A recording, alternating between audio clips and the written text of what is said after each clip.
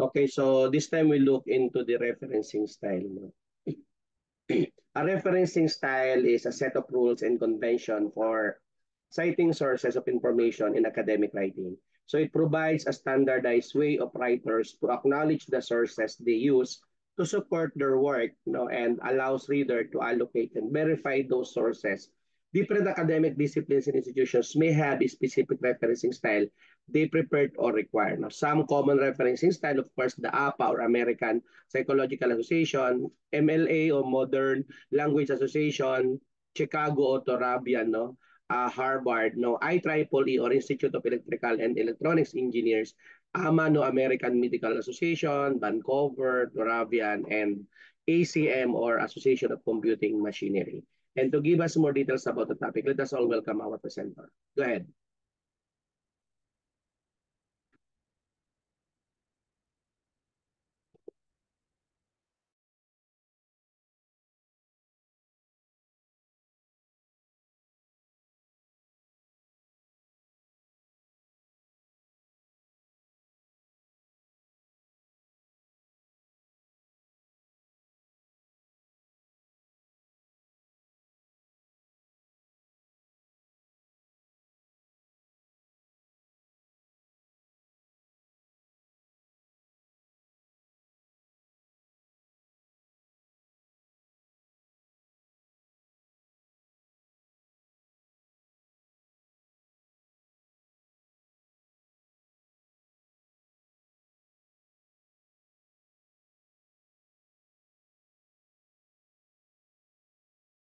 At kasama ko po at kasama ko naman po si Ren Justin Timao.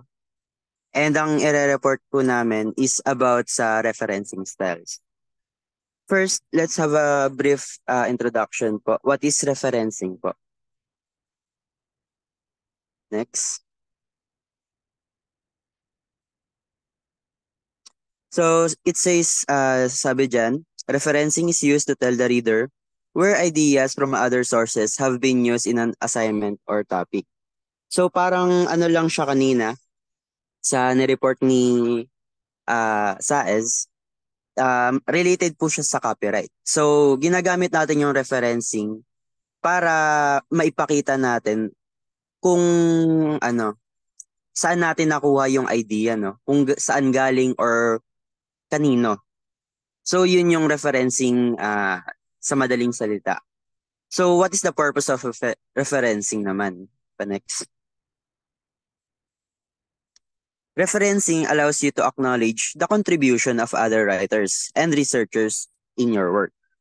So sa referencing, dito mo na daw ina-acknowledge na yung mga contribution ng iba pang writers and researchers dun sa gawa mo.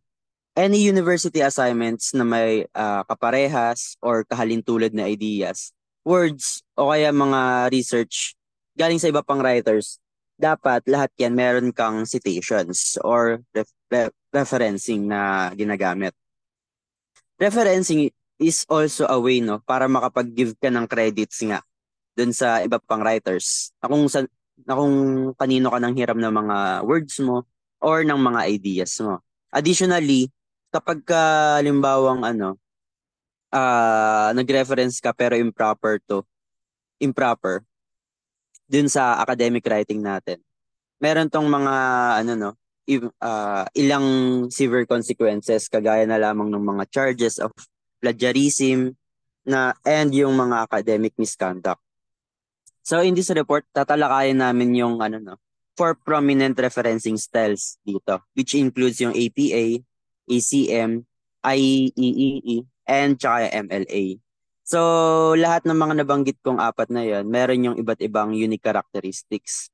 So isa-isahin natin silang lahat. Next. So another information lang ba, additional information. There are two parts to referencing, no? Bale, ang una is yung citation within the text and yung reference list. When we say citations within the text, nagre-reference ka, ando doon na siya mismo sa text. Kumbaga, sinisingit mo na lang siya. While yung reference list naman is usually matatagpuan natin siya sa dulo sa end of your paper. Doon nakalista lahat, kompleto na. So, magsimula na muna tayo dito sa APA, which is our first prominent referencing styles. APA or American Psychological Association, sabi dyan, it emphasizes on author names. The APA style prioritizes author names in both in-text citation and the reference list. This makes it easy for readers to identify the source of information and locate it in the reference list.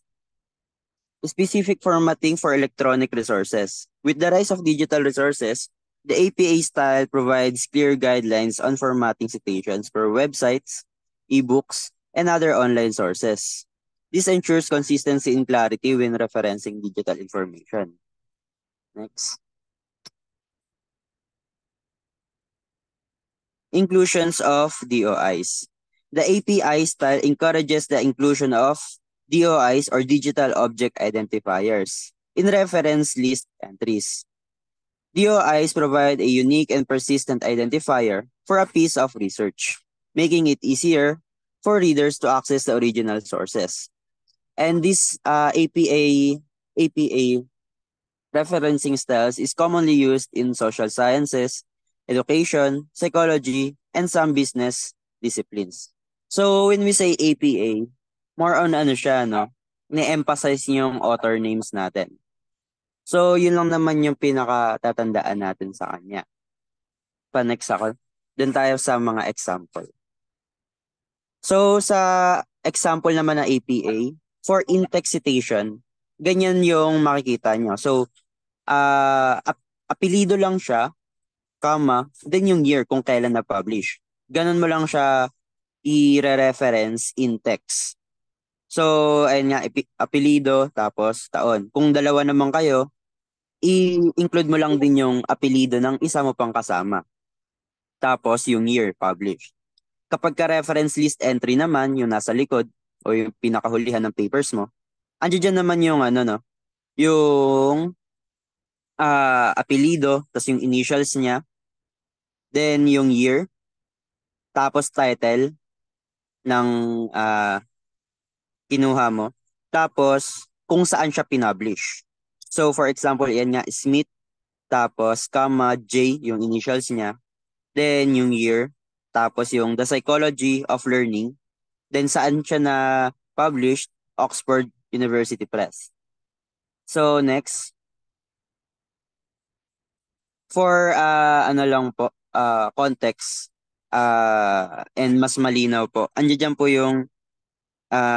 yung format niya. So ayun nga yung diniscuss ko kanina lang. Author's name, initials, date published, title of source, location ng publisher. Then, if ever na digital man siya ginamit, pwede mo rin ilagay yung URL niya mismo. So, proceed na tayo sa next na referencing style. Next. Which is yung ACM. Stands for Association for Computing Machinery. ACM focuses on numerical references daw. In contrast to APA's author date system, the ACM style uses numerical system naman for in-text citations. This can be beneficial for papers with numerous references as it reduces the need for repetitive author names. Specific formatting for software and technical reports. The ACM style provides detailed guidelines on formatting citations for software, technical reports, and other resources commonly used in computer science and related fields. This ensures consistent and accurate representation of these sources. Next. And ACM also emphasizes on detailed information naman. The ACM style requires authors to include more detailed information in their reference list entries, such as author affiliation and report numbers. This can be helpful for researchers who need to track down specific sources. And itong ACM naman, it is commonly used in computer science, information technology, and some engineering fields. So, yung ACM naman, more on ano naman siya, no? Sa com- computing machinery naman siya. So, yung dun sa APA kanina, ginagamit natin yung apelido tapos date published or year published for in-text. Dito naman, pagka sa in-text citation, ginagamit niya na lang instead is yung bracket tapos yung number. Then, yung number na yun, pwede mo siyang hanapin doon sa reference list entry mo. So, para mas maintindihan, pa next ako. So, in-text citation, sa kagaya ng makikita niyo dyan, naka-bracket lang siya, no? Square bracket, tapos yung number. Kung marami ka namang gustong i-reference, pwede mo rin siyang gawing maraming number din sa loob ng ng square bracket mo. So 2 tas comma tas yung 3 and so on. So sa reference list entry naman, dito natin ilalagay yung detailed information. Bale, andiyan dyan yung bracket number niya. Then andiyan dyan na lahat parang kagaya sa APA. So apelido, tapos initials, yung year published, then yung niya, ah yung title. Tapos, ah, tapos yung name ng journal volume, then yung month, year, tapos pages. Tapos pwede ka rin maglagay ng optional note dyan sa dulo. Next ako. So, para mas maintindihan nyo, ayan yung example naman for no, ACM. So, meron dyan, example text na yan sa paragraph na yan. Yung number, makikita nyo sa in-text, ayun sa taas. Yun yung in-text. Naka-highlight dyan yung kulay pula. Number 2, hanapin mo lang yung number 2 doon. So, sabi dyan, here is a reference to a journal article with a single author. So, kulay pula siya. Then, hanapin mo lang sa entry mo, sa list, yung kulay pula, yung number 2, which is, ayan nga, isang author lang siya. Then, so on and so forth. So, pwede ka mag-include ng maraming authors diyan sa mga natin, sa mga pag nagre-reference ka. So for the next naman, next styles naman, si Ren Justin na yung mag-take over. Thank you. So good morning, sir. Marinig po ako. Yes, go ahead. Malinaw. Okay. So, ang tatakal ko po ngayon is yung IEEE or yung Institute of Electrical and Electronics Engineering. Um, Many engineers and computer scientists use that IEEE style for citing sources. It's preferred because it has clear rules, focuses on reliable sources, uses members to show where information comes from, and works well for technical papers. So, itong IEEE, may pagka-similar siya sa ACM. Ito yung paggamit nila ng parehong numerical citation. Pero ang kaibahan ng itong IEEE, pwede siyang magdagdag ng name ng author kasama ng numerical citation. So, para mas may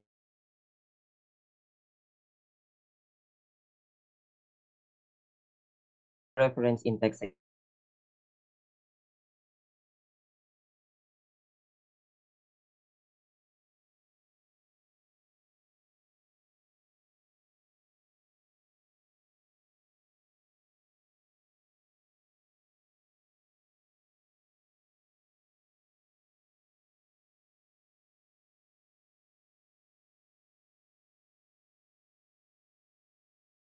Um,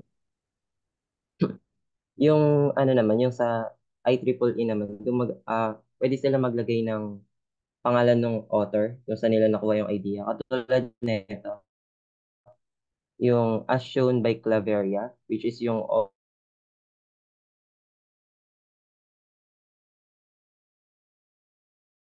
2, tapos 4 to 7, then 9.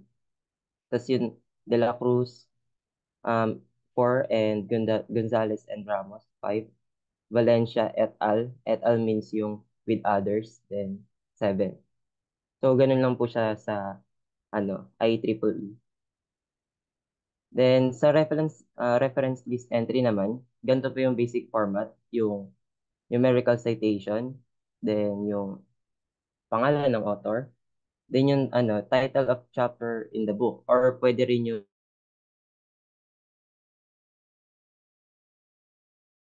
pangalan ng pages ng website, ganun, or ng chapter, double quotation.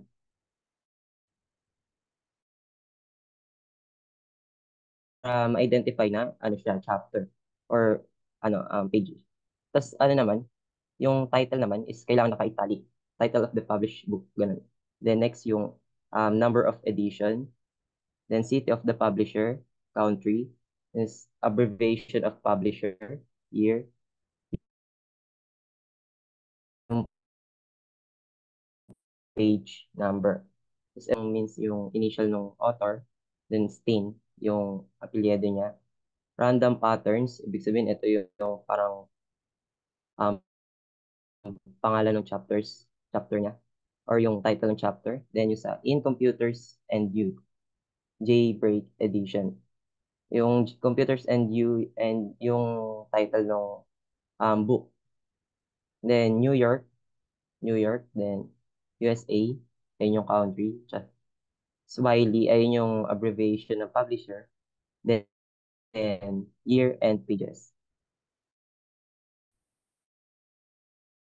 Then next naman is kapag meron DOI. So DOI yung ginagamit pag gusto natin hanapin yung original source. Katulad nga ng sinabi ni Rod kanina. And sa URL naman is kapag gusto natin hanapin through online. So meron ditong format na authors, tapos yung title of article or chapter, ganun. Title of journal or title of books, ganun. Then sa volume, sa number, sa page, year, tas yung DOI or available URL. So sa example 1, makikita natin dito yung author, tas yung title of the chapter. Then yung sa title of the book, then volume, number, volume 43, yan. Tas number 3, page 345 to 359. Then yung year, May 2016. Tapos yung DOI. Then sa naman, sa number 2, yung si A. Johnson and B. Smith, yung mga authors. Then advancement in renewable energy sources, yung title ng chapter. Then renewable energy journal, yung title ng book. And volume 5, number 2, page 112 to 125, 2023.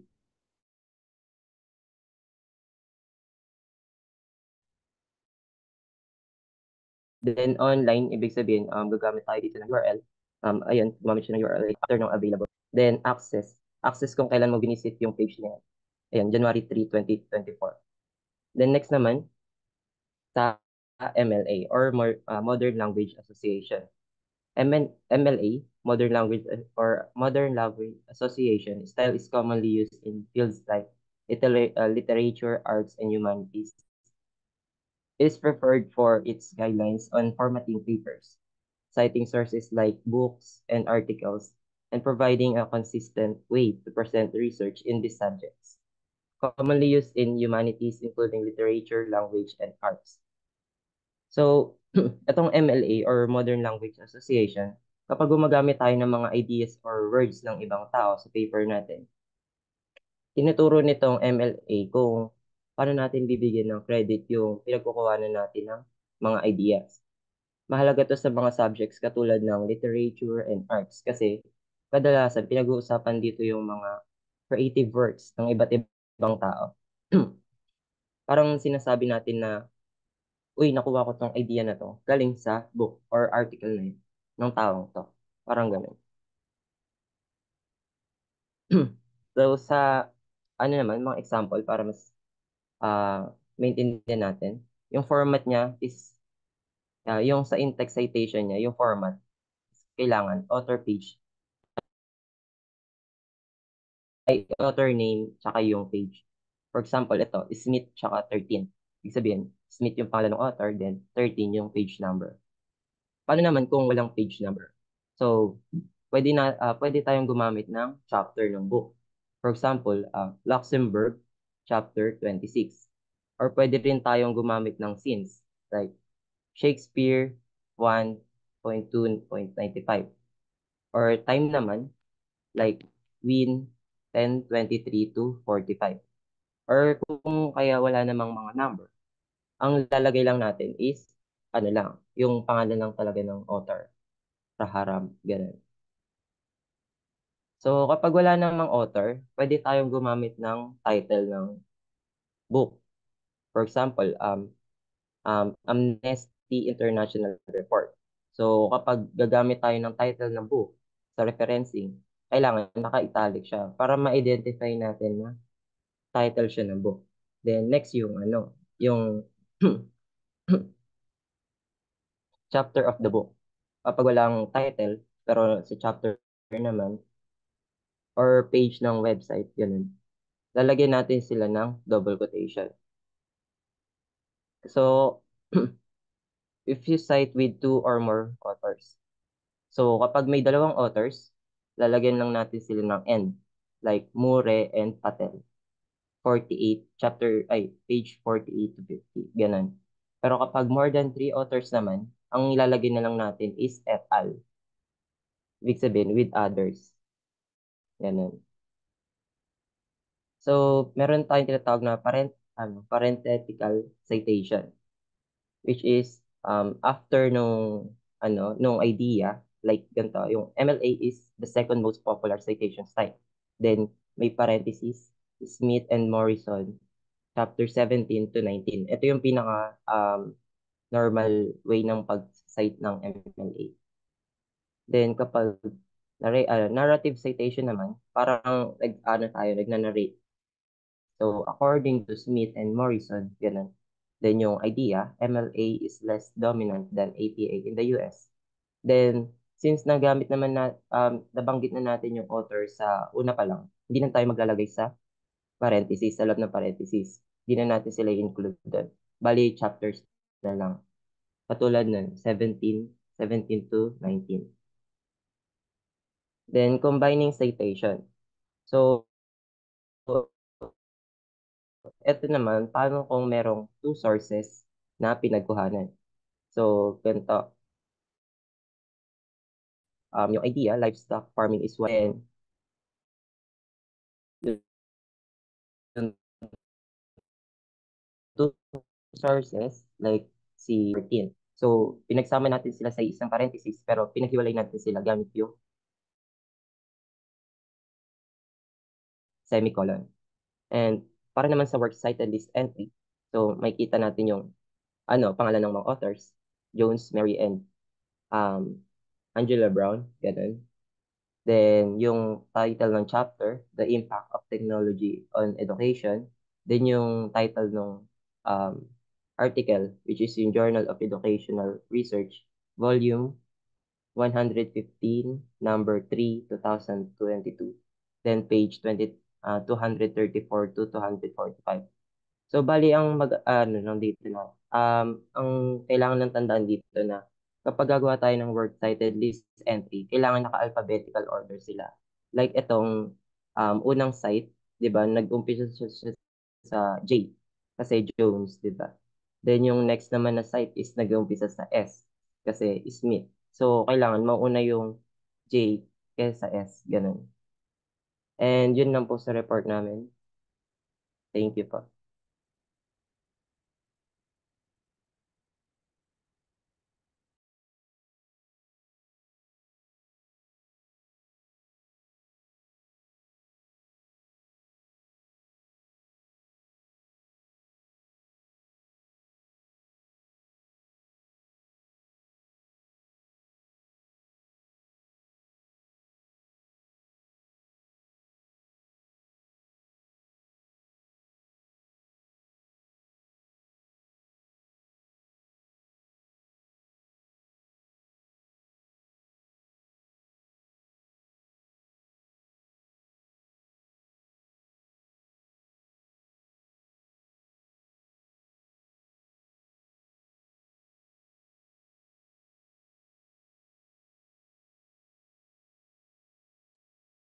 Okay na po, sir.